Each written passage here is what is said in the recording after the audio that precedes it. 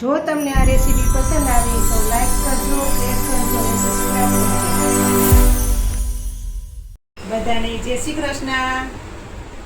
હું સગુણાબેન આહિર સુરતથી આપ સૌનું મારા કિચનમાં સ્વાગત છે.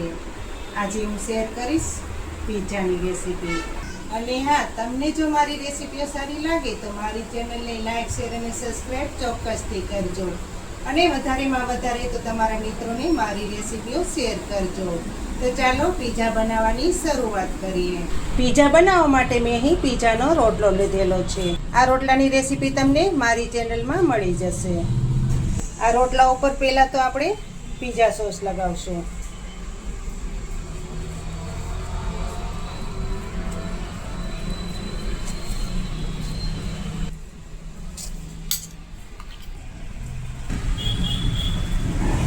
આ સોસમાં બધા ટેસ્ટ આવી જાય. સોસ લગાવાઈ ગયો છે તો ઉપર આપણે કાંદાની કતરંગ રાખી દઈશું આ રીતની.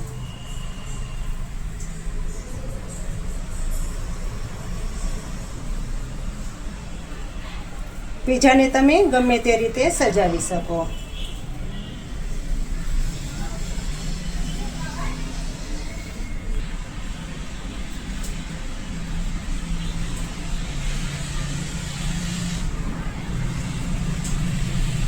ઉપરથી આપણે મોઝરેલા ચીઝ નાખશું.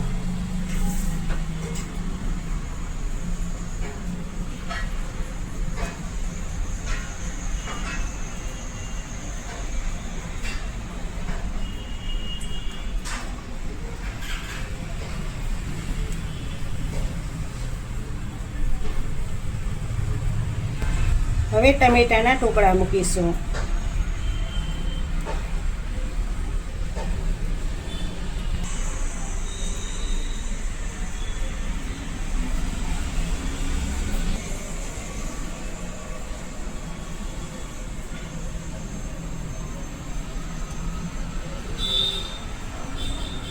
હવે કેપ્સિકમ નાખશું.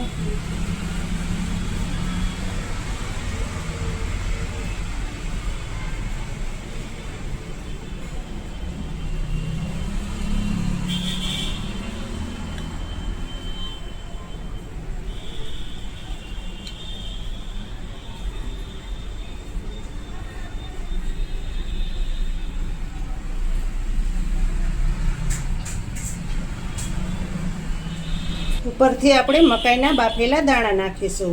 મેં પહેલાં જ મકાઈના દાણાને હળદર મીઠુંથી બાફી લીધેલા છે.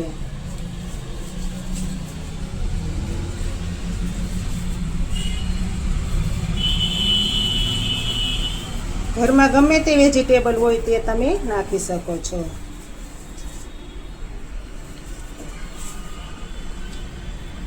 ઉપરથી આપણે પનીરના ટુકડા નાખીશું.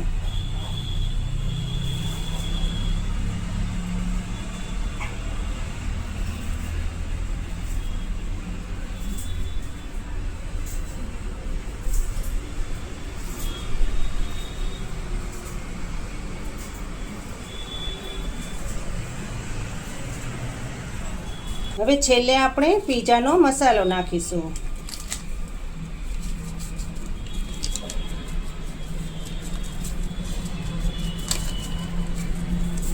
હવે ચીલી ફ્લેક્સ નાખીશું.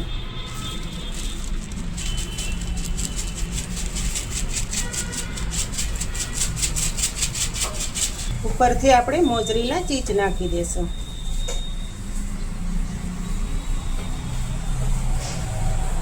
ઉપરથી ચીઝ નાખી દેશું.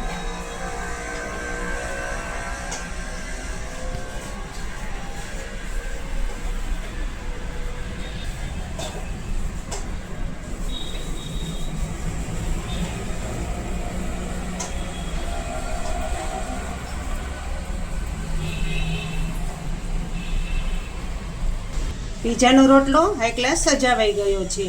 તો હવે આ રોટલાને આપણે ઓવન વગર જ શેકવાનો છે.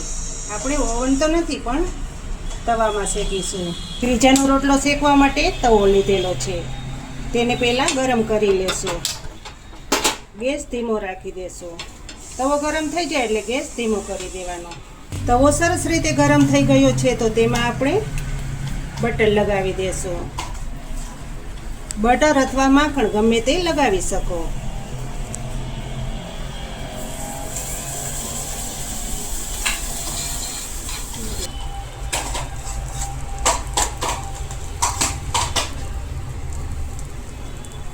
આ રીતે રોટલાને મૂકી દેવાનો નિરાતે.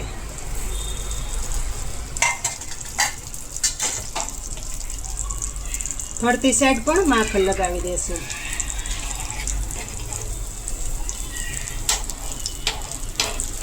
આ રીતના તમે પીઝો ઘરે બનાવીને આપશો એટલે બધાને ખૂબ જ ભાવશે. ઉપરથી ઢાંકી દેશું જેથી કરીને વરાળમાં સરસ રીતે પીઝા પાકી જાય. લગભગ 5 થી 6 મિનિટનો સમય લાગે છે. ધીમા ગેસ ઉપર જ પાકવા દેવાનો. હવે જોઈ લેશું.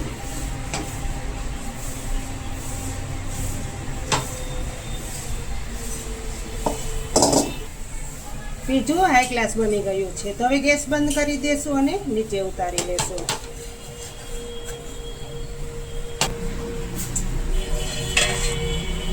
હવે પીઝાને કટ કરી લેશું.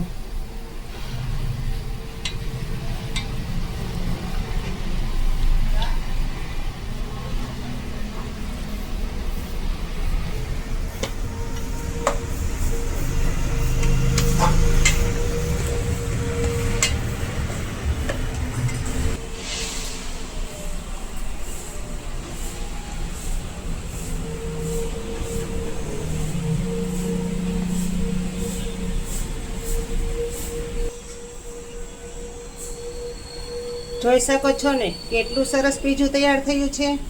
જોતાં જ મોંમાં પાણી આવી જાય તેવું સરસ.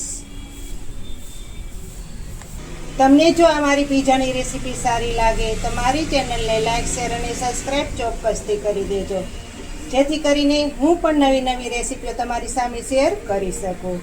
તો ફરી મળીશું એક નવી રેસીપી લઈને. ત્યાં સુધી જય શ્રી કૃષ્ણ, જય માતાજી.